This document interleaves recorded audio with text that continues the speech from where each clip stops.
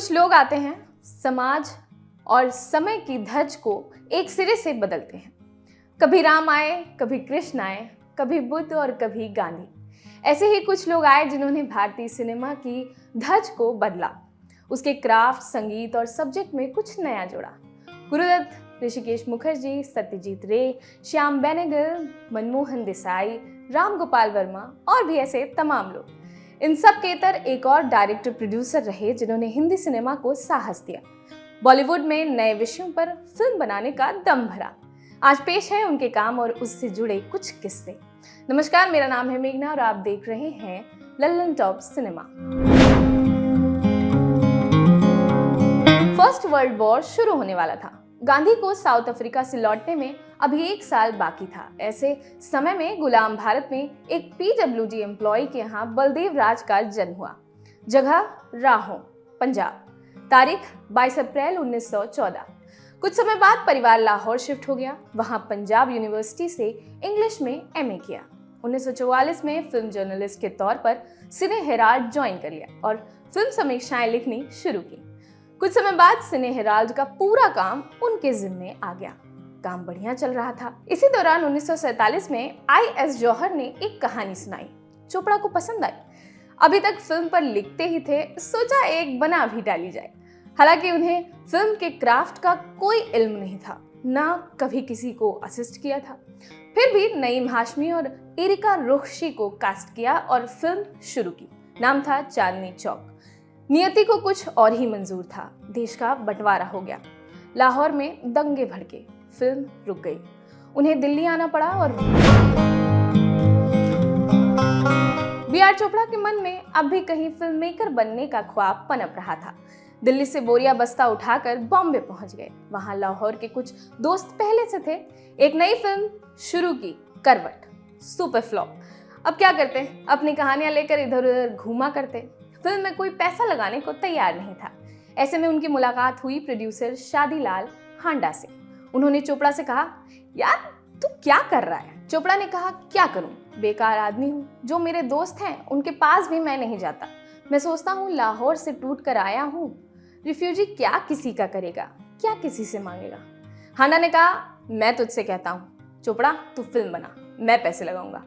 चोपड़ा ने कहा, सोच के लगाना, मेरे पास वापस करने को कुछ नहीं। चोपड़ा ने स्टोरी सुनाई। हांडा को बेहद पसंद आई।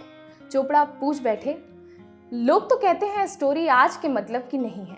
मैं ठहरा एक जर्नलिस्ट। मैं चाहता हूँ कोई ऐसी फिल्म बनाऊं जिसमें समाज का कुछ लेन देन हो, पर लोग कहते हैं ये बेकार कहानी है। हांडा ने चोपड़ा को आश्वस्त किया, पर उनके सामने एक शर्त रखी। चोपड़ा चाहते थे कि इस फिल्म को कोई और डायरेक्ट करे। हांडा ने जिद पकड़ ली कि इसे अगर वो डायरेक्ट करेंगे तभी फिल्म में पैसा लगाएंगे। चोपड़ा भी मजबूर थे। फिल्म ना डायरेक्ट करते तो पैसे हाथ से जा रहे थे। उनके पास और कोई चारा नहीं था। उन्होंने फिल्म डायरेक्ट की, अफसाना। Film hit, Chopra super hit. वो कहते हैं, इस फिल्म ने मुझे बलदेव से बी.आर. चोपड़ा बना दिया। चोपड़ा साहब की पहली सफल फिल्म अफसाना में दादा मुनि यानी अशोक कुमार ने डबल रोल किया था। इसी का एक सीन शूट होना था। चोपड़ा साहब ने अशोक कुमार से उनकी एक्टिंग को लेकर बात की। वो कुछ बदलाव चाहते थे, पर दादा मुनि ने इसे अपनी ईगो पर ले लिया। उन्हें लगा कि चोपड़ा पूरी यूनिट के सामने अपना रौब दिखाना चाहते हैं। वो नहीं माने। तब बी.आर. ने एक रास्ता निकाला। अशोक कुमार से कहा गया कि इस सीन के 2 वर्जन शूट करते हैं, जो अच्छा लगेगा फिल्म में डाल दिया जाएगा। दोनों वर्जन शूट हुए। एक जैसा अशोक कुमार कर रहे थे और दूसरा जैसा चोपड़ा साहब चाहते थे। रील देखी गई। खुद अशोक कुमार को चोपड़ा वाला वर्जन ज्यादा अच्छा लगा। उन्होंने माफी मांगते हुए कहा, चोपड़ा तुम अब जैसा कहोगे आगे से वैसा ही होगा। 1955 में चोपड़ा ने अपना प्रोडक्शन हाउस खोल दिया, बी.आर. फिल्म्स। इसके बैनर तले फिल्म बनाई नया दौर। फिल्म में दिलीप कुमार और वैजंती माला ने मुख्य भूमिकाएं निभाई।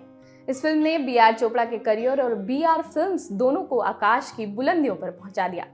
उन्होंने कई प्रतिभाओं को भी आकाश की बुलंदियों पर पहुंचने का मौका दिया। उन्हीं में से एक थी आशा भोसले। उनका करियर संवारने में चोपड़ा साहब की अहम भूमिका रही। 50 के दशक में जब आशा को केवल बी और सी ग्रेड फिल्मों में ही गाने का मौका मिला करता था, उस समय बी.आर. चोपड़ा ने उनकी प्रतिभा को पहचाना और नया दौर में गाने का मौका दिया। ये फिल्म आशा भोसले के करियर की पहली सुपरहिट फिल्म साबित हुई। उड़े जब जब जुल्फें तेरी कवारियों का दिल मचले। इसके बाद तो एक सिलसिला चल गया, वक्त, गुमराह, हमराज, आदमी और इंसान, आशा स्टार बन गई। शुरुआती दिनों में रफी साहब बी.आर. चोपड़ा की फिल्मों में आवाज दिया करते थे। उदाहरण के लिए नया दौर को ही ले लीजिए। पर बाद के दिनों में कुछ ऐसा हुआ कि रफी को यश चोपड़ा से अलग होना पड़ा। कहते हैं चोपड़ा ने एक बार रफी साहब से कहा, अब आप सिर्फ बी.आर. फिल्म्स के लिए ही गाना गाएंगे। रफी ने साफ इनकार कर दिया। उन्होंने कहा, आप मुझे बांध नहीं सकते, ये आवाज ऊपर वाले की देन है, जो बुलाएगा उसकी फिल्म में गाऊंगा। चोपड़ा ने ये बात दिल पे ले ली। उन्होंने कहा, अब तुम्हें मेरी किसी फिल्म में गाने का मौका नहीं मिलेगा। साथ ही दूसरे प्रोड्यूसर्स से भी रफी को काम देने से मना कर दिया और बोले, मैं दूसरा मोहम्मद रफी पैदा करूंगा। उन्होंने कोशिश भी की, महेंद्र कपूर को उनके बरक्स खड़ा करने का जतन किया। रफी साहब को टक्कर देना तो मामूली बात नहीं, पर चोपड़ा और रफी के झगड़े का महेंद्र कपूर को फायदा मिला। उन्होंने बी.आर. फिल्म्स के लिए खूब गाने गाए। उनका करियर जमकर चमका। संगीतकार रवि ने चोपड़ा साहब के साथ कई फिल्में की। वो रफी साहब को बहुत पसंद करते थे। वो चाहते थे कि रफी वापस लौटे, पर चोपड़ा अड़े रहते। कई सालों बाद यश चोपड़ा ने एक फिल्म बनाई, वक्त। उन्होंने अपने भाई को मनाया। बी.आर. चोपड़ा मां ने और रफी साहब ने उस फिल्म में गाना गाया। गाना था, वक्त से दिन और रात, वक्त से कल और आज, वक्त की हर शय गुलाम, वक्त का हर शय पे राज। बी.आर. चोपड़ा की नया दौर से एक किस्सा बहुत मशहूर है। नया दौर का इंडोर शूट शेड्यूल पूरा हो चुका था। अब बी.आर. चोपड़ा आउटडोर शूटिंग के लिए भोपाल से सटे ग्रामीण इलाके बुधनी में जाने की तैयारी कर रहे थे, मगर मधुबाला के पिता ने अपनी बेटी को वहां भेजने से मना कर दिया। चोपड़ा साहब ने मधुबाला के पिता को बहुत मनाया, मगर वो नहीं माने। उनका मानना था कि आउटडोर शूट पर मधुबाला और दिलीप कुमार करीब आ जाएंगे। चोपड़ा साहब गुस्सा हो गए। उन्होंने मधुबाला की जगह वैजंतीमाला को फिल्म में कास्ट कर लिया। यश चोपड़ा ने फिल्मी ककहरा अपने बड़े भाई बी.आर. चोपड़ा से ही सीखा। उनकी फिल्म नया दौर में वो असिस्टेंट डायरेक्टर थे। बी.आर. अपने छोटे भाई यश चोपड़ा को बहुत मानते थे। 1951 में यश उन्हें असिस्ट करने बॉम्बे आ रहे थे तो उनकी मां ने एक चिट्ठी लिखी। चिट्ठी में लिखा था, इसे अपने से भी बड़ा आदमी बनाना। चोपड़ा साहब के मन में कहीं ना कहीं ये बात दबी थी और उन्होंने धूल का फूल से यश को इंडस्ट्री में लॉन्च किया। इस फिल्म के बारे में कहा जाता है कि इसकी थीम के चलते इससे वितरकों ने हाथ खींच लिए। फिर भी चोपड़ा जिद पर अड़े रहे। ये फिल्म उनकी भावनाओं से जुड़ी थी। इससे उनका छोटा भाई डायरेक्टोरियल डेब्यू करने जा रहा था।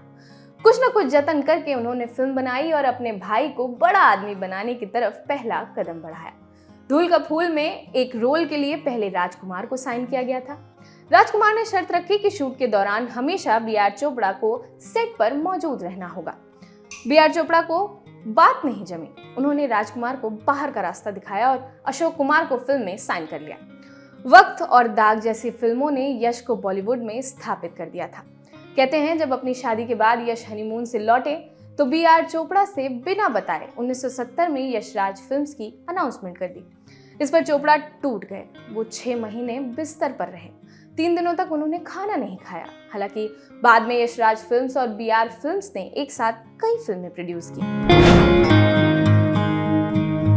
एक बार किसी विदेशी फिल्म निर्देशक ने बी.आर. चोपड़ा को ललकार दिया। चोपड़ा साहब किसी फिल्म फेस्टिवल को अटेंड करने विदेश गए थे। उनसे वहां एक डायरेक्टर ने कहा, हिंदुस्तानी सिनेमा सिर्फ नाच गाने और ड्रामेबाजी है। बिना गानों के भारतीय सिनेमा का कोई अस्तित्व नहीं है। बी.आर. चोपड़ा ये कैसे मान लेते? उन्होंने कहा, चैलेंज एक्सेप्टेड, और एक प्रयोग किया। बना डाली एक बिना गानों वाली फिल्म, नाम था कानून, जो उस समय एक अजूबा थी, क्योंकि वो बॉलीवुड का एक ऐसा दौर था जिसमें बिना गानों के फिल्म को स्वीकार नहीं किया जा सकता था। पर बी.आर. तो चोपड़ा थे। उन्होंने फिल्म बनाई और फिल्म चली भी। अशोक कुमार और बी.आर. चोपड़ा बहुत अच्छे दोस्त थे। चोपड़ा साहब उनके भाई किशोर कुमार को एक फिल्म में लेना चाहते थे। किशोर से बी.आर. मिलने पहुंचे। किशोर कुमार काम करने को राजी भी हो गए, पर चोपड़ा के सामने एक शर्त रख दी। चोपड़ा साहब दौड़कर अशोक कुमार के पास गए। इस पर अशोक ने शर्त पूछने के तुरंत बाद किशोर को फोन लगाया और कहा, तुझे चोपड़ा जी की फिल्म में काम नहीं करना है क्या? इस पर किशोर का जवाब था, मैंने मना नहीं किया, बस वो मेरी एक शर्त मान लें। किशोर कुमार की शर्त थी कि बी.आर. चोपड़ा को धोती और उस पर जूते मोजे पहनकर आना होगा, और सबसे बड़ी शर्त, मुझे साइन करना है तो पान खाकर आइए, वो भी ऐसे ही लाल टपकी हुई। जिससे आपका मुंह लाल लाल नजर आए। जबकि वो जानते थे कि चोपड़ा ना तो धोती पहनते हैं और ना ही पान खाते हैं। दरअसल एक बार जब किशोर कुमार उनके पास काम मांगने गए थे तो चोपड़ा ने उनके सामने कुछ शर्तें रखी थी। तब किशोर ने कहा था, आज मेरा वक्त बुरा है तो आप शर्त रख रहे हैं, जब मेरा वक्त आएगा तो मैं भी आपके सामने शर्त रखूंगा। जब बॉलीवुड फिल्में बनाने के लिए कुछ गिने चुने विषयों पर निर्भर था, या तो अमीर बाप की बेटी को गरीब लड़के से प्यार हो जाता था, या फिर एक ऐसा हीरो जो सब कुछ करने में समर्थ है, अजय है, ये फॉर्मूला हिट भी था। ऐसे समय में चोपड़ा ने रिस्क लिया और BR फिल्म्स के बैनर तले कई सोशल इशू सेंट्रिक फिल्में बनाई, डायरेक्ट की।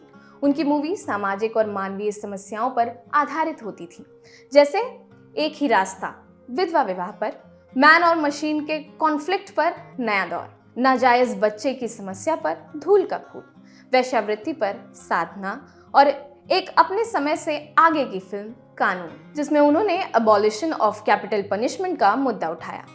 वो कहते थे, पत्रकार होने के नाते मैं हमेशा सोचता हूँ कि किसी फिल्म में किस तरह से कोई सोशल कंटेंट हो सकता है। ये फिल्म को एक थर्ड डायमेंशन देने का काम करता है। उन्होंने भारतीय दर्शकों की नब्ज को पहचाना और छोटे पर्दे का रुख किया, और फिर बना भारतीय टीवी इतिहास का सबसे सफलतम शो महाभारत, जिसके लिए वो कहते थे, Mahabharata was the creation of God. बाद के दौर में जब वो बड़े पर्दे पर लौटे तो बागबान लिखी, जो भारतीय बेटों के लिए काल बन गई।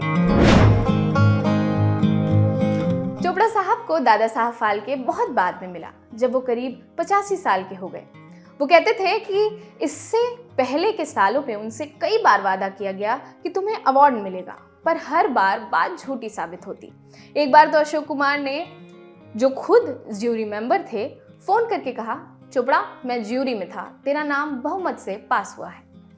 उसके बाद एक बार फिल्म फेडरेशन ऑफ इंडिया से फोन आया कि उन्हें इस साल का दादा साहब फाल्के मिलेगा, पर उस साल गौड़ा साहब ने अपने कर्नाटक के एक्टर राजकुमार को अवार्ड दे दिया। चोपड़ा साहब कहते थे, मैंने उम्मीद छोड़ दी थी, अब मुझे क्या मिलेगा, जब इतने सालों से नहीं मिला। पर लंबे इंतजार के बाद 1998 में जब दादा साहब मिला तो मैं भावुक हो गया। उन्हें काम की भूख थी, सेट पर उनके प्राण बसते थे। वो जीवन के अंतिम समय तक फिल्मों से किसी न किसी तरह जुड़े रहे। एक बार उनसे किसी ने पूछा कि इतने बड़े करियर में ऐसा क्या बचा जो आप करना चाहते हैं। उन्होंने जवाब दिया, कुछ खास नहीं, बस मैं खाली नहीं बैठना चाहता। आपके लिए किस्सा लिखा था हमारे साथी अनुभव ने। मैं हूं मेघना, देखते रहिए ललन टॉप सिनेमा। शुक्रिया।